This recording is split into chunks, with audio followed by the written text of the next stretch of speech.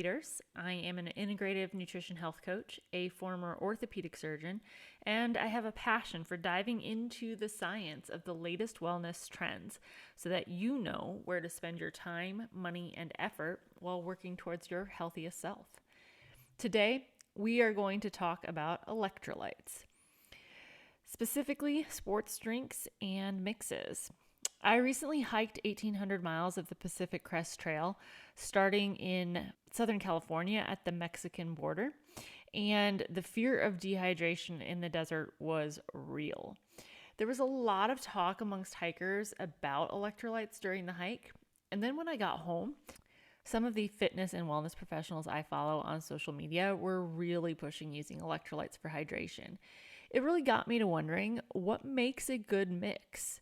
If different formulas are better than others, and if electrolytes are really essential, or are they just hype? So how did electrolytes begin in our society in terms of drink mixes? In 1965, a group of scientists at the University of Florida created a drink consisting of water, sodium, sugar, potassium, phosphate, and lemon juice at the request of then football coach Ray Graves.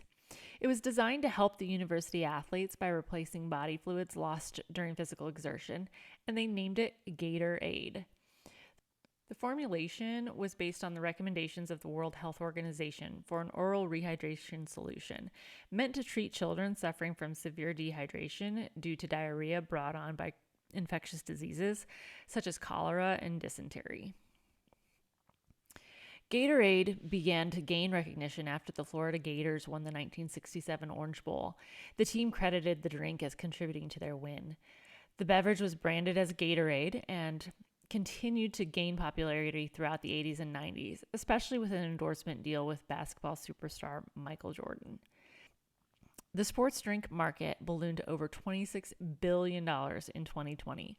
Marketers realized it was incredibly profitable to convince you that drinking electrolytes would give you that competitive edge. You can hardly go to a sporting event without seeing some sports drink branding. With additional flavors and good marketing plans, the general public began consuming a large amount of electrolyte-rich beverages. However, the popularity has not come without some pushback from health advocates, as the sugar content in Gatorade and similar drinks was seen as far too high to be consumed by non-athletes on a regular basis. This has left an opening for low sugar and zero sugar substitutes, and within the last several years, new players have emerged on the market with powders and tablets specially formulated to give you that athletic advantage, but also keep you healthy. But do these products actually do anything for you, or is it just hype? At what point is water alone just not good enough to keep you hydrated? So that begs the question, what are electrolytes? They are what plants crave, right? Electrolytes are essential minerals crucial for cellular function. They contribute to nervous system function, muscle contraction, and remember, your heart is made of muscle, and contribute to balancing your pH levels and help to keep you hydrated. The electrolytes commonly referred to when discussing dehydration are sodium and potassium, and to a lesser extent, calcium and magnesium.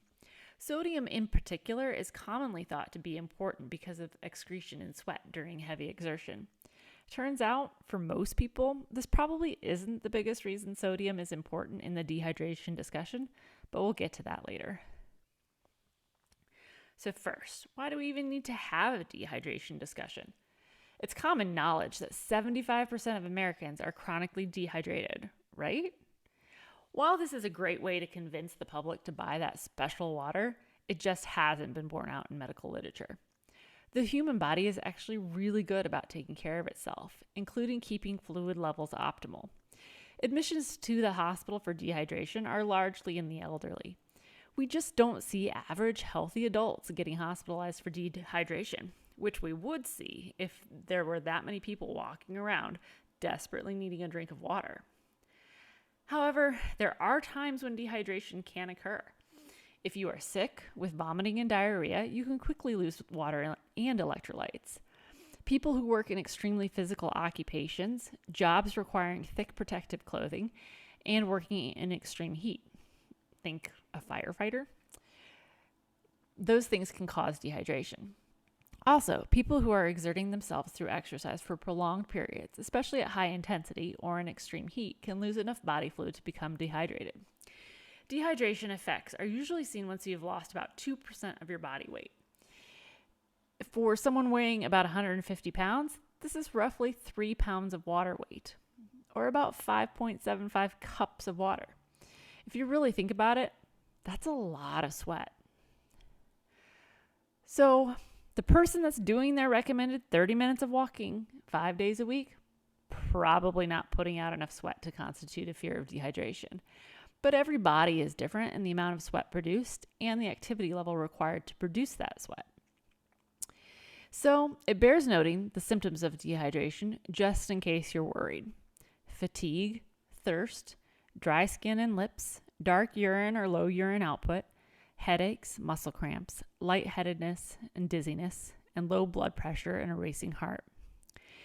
Once you start developing fever, very quick breathing, altered mental status, and heart palpitations, it's a sign that things might be getting dangerous. Most healthy people with access to water are going to satisfy their thirst long before any of these symptoms become a significant issue. But you can keep an eye on your hydration status by paying attention to your toilet bowl. Pale yellow to clearish urine means you are doing a good job keeping up with your fluid needs. Think watery lemonade, not apple juice. Competition level athletes or someone preparing for an endurance event might want to pay attention to body weight around exercise as well. Weighing yourself before and after exercise is a good way to check your fluid status. If you are hydrating enough, your weight should stay the same. A note for all those people looking for weight loss through exercise: weight lost after an hour of working out is not fat loss. It's water loss, and it needs to be compensated for. Now, there is such a thing as overhydration, and it can be deadly. Hyponatremia is a condition where the salt levels in your body are too diluted by the fluid you take in. In a healthy person with healthy kidneys, hyponatremia could be caused by drinking too much water in a short period of time. It is usually not due to the total amount of salt in the diet, but rather drinking plain water far in excess of water losses. Your kidneys can usually keep up to a rate of about 1 liter per hour.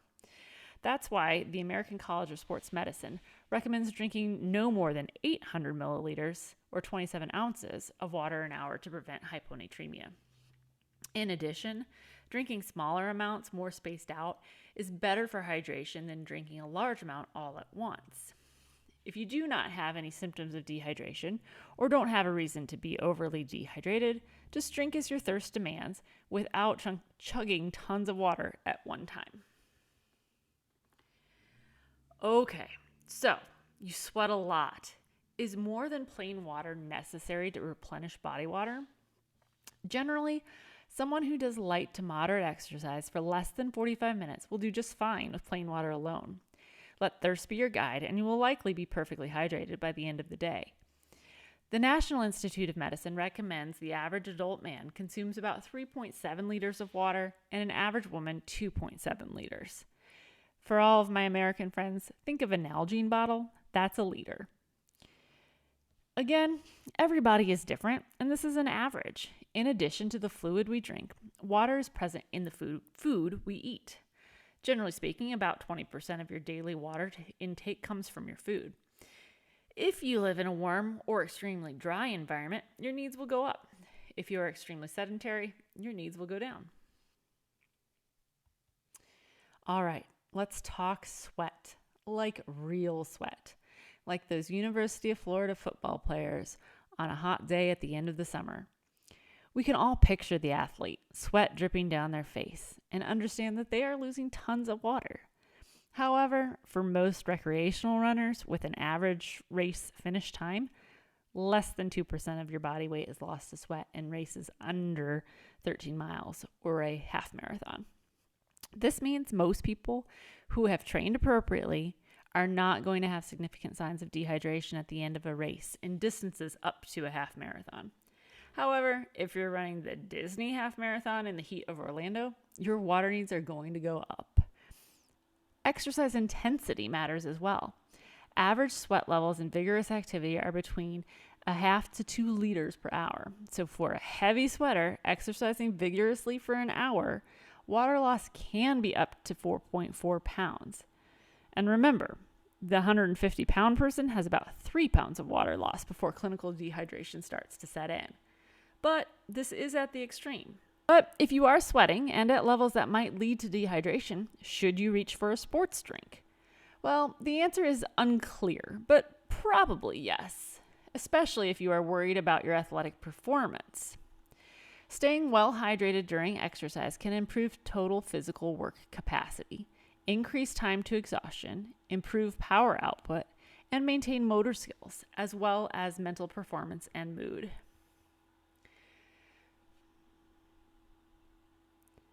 First, let's address the sugar issue. I'm generally on the sugar is the enemy bandwagon. Science is showing more and more that obesity and many health issues we face are a result of our sugar intake and not fat like we grew up thinking. So, should we cut the sugar out of our sports drinks? Well, maybe not so fast. If you are engaging in light to moderate exercise for under an hour, then yeah, ditch the sugar. It isn't necessary to improve your hydration or performance in lighter exercise. However, studies have shown that drinking water that tastes good will help you stay better hydrated because you are driven to drink more. Since sugar is often what makes flavored water and sports drinks taste so good, that can be an issue. Depending on your stance on stevia or other artificial sweeteners, you may opt for other flavored waters. You can also flavor your own water with fruit, herbs, or even vegetables like cucumbers. Palatability is a big factor on how much you drink. So if you have a hard time getting that plain water down, try adding some flavor. Sugar in the setting of exercise is not all bad. In fact, sugar increases the rate at which sodium, and therefore water, is absorbed into the intestine. This means that drinking beverages with carbohydrates in them actually keeps you better hydrated than water alone. A solution of around 1 to 2.5% carbohydrates will maximize your water absorption. For references, Gatorade's about 6% sugar. Some studies have shown that sugar-free beverages that have amino acids may be just as good at overall hydration as beverages with carbs, but the evidence is not clear-cut yet. But that doesn't mean that beverages with sugar levels higher than 2% should be off limits either. Someone exercising longer than an hour, especially if the activity is vigorous or in high temps, might benefit from higher sugar levels in their drink. The jury is out on just how much sugar is beneficial, but 5 to maybe even 20% sugar solutions, think energy gels, are shown to increase performance and keep you from bonking. Whether people who are following a ketogenic diet and are fat adapted need this carbohydrate level is really not understood at this point, but ketosis generally gives a more sustained, slow release of energy and not the quick release most athletes will want for better performance. A more in-depth discussion of ketosis in athletes is enough for a whole different video. So, sugar might be necessary depending on your needs and goals. How about sodium? How much do you need? This goes way back to the beginning of this talk where I said sodium is probably not all that important. What I meant was the average American is going to get enough sodium in their diet to replenish anything lost in sweat. An endurance athlete with a sweat rate of 1 liter per hour who exercises can lose 5 to 30 grams of sodium. Most people aren't exercising anywhere near that much, and the average American is taking in around 2.3 grams of sodium daily. The bottom line is most recreational athletes and people exercising for an hour or less per day don't need to supplement their sodium to maintain their body sodium levels. But that doesn't mean we should disavow sodium from our rehydration efforts. As mentioned before, sugar helps the body absorb sodium, and sodium helps the body absorb water. So people who are consuming a salty beverage are going to be absorbing more of the water in the beverage. This helps with your hydration levels. Also, reasonable amounts of sodium and carbohydrates in your water encourage gastric emptying. This means that water doesn't just sit in your stomach and cause bloating and stomach cramps. All right. What else do you need in your drink? Appropriate potassium and magnesium levels in your sports drink are much less understood, but are thought to be important when more advanced hydration is needed. You're probably going to get enough potassium in your diet that you don't need to go overboard with replenishing it. Your kidneys keep your potassium levels pretty closely regulated due to the fact that levels outside of the normal can kill you.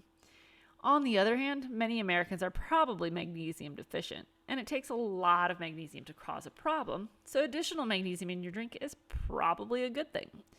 But if you reach for an electrolyte drink high in magnesium, make sure you aren't also supplementing with high doses in your vitamins or using laxatives or antacids that have magnesium. Magnesium toxicity usually begins with diarrhea and stomach, abdominal cramping. A short note on vitamin waters. They are not helpful in actual hydration beyond the benefit of plain water. If you aren't getting vitamins in your diet or the flavor itself is making you want to drink more, then maybe they are useful. But don't believe that they will get you any advantage for getting through your workout. So, this leads back to the question, which electrolyte mix should I use? This question came up a lot during my hike on the Pacific Crest Trail. Most long-distance hikers were using some form of electrolyte supplement, especially in the more arid sections of the trail, as they were effectively exercising at least a moderate level of intensity for around 8 hours a day. Electrolyte supplements are touted all over the health and wellness social media as well, with everyone saying that their mix is the best and most scientifically formulated. I put together a list of the most common ones I have seen and used, and these concentrations are based on each mix's instructions. I calculated the concentration of sugar, sodium, and potassium in a liter when mixed according to the directions in order to compare.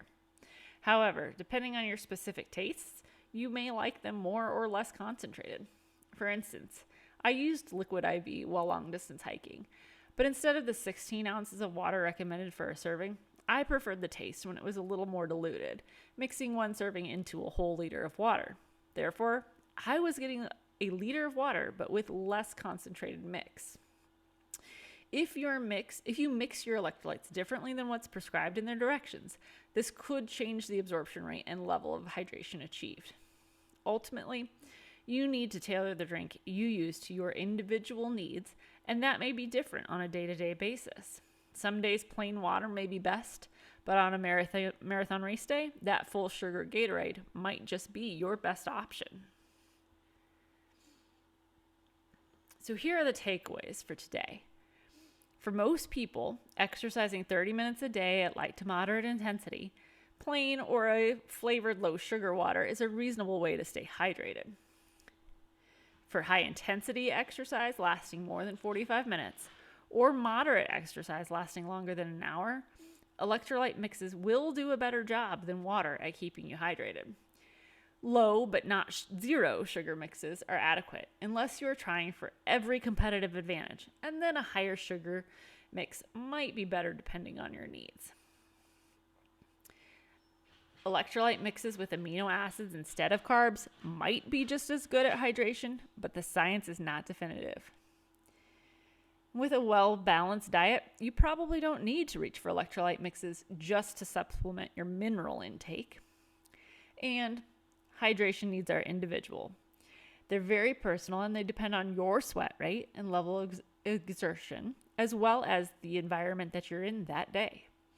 Listen to your body, and when in doubt, just keep an eye on your pee. I hope this has given you some insight into electrolyte drinks and mixes and whether or not you should be investing your time and money. If you do feel that electrolytes would benefit your exercise and hydration, but don't want to spend the money on commercial products, it is possible to make your own at home using the World Health Organization formula, which you can find on their website. To read this blog, look at the chart in more depth, and to look at other blogs diving into health and wellness trends and the science behind them, or to check out the references I used for this talk, just go to the website www.compasshealthandwellness.co. Thank you.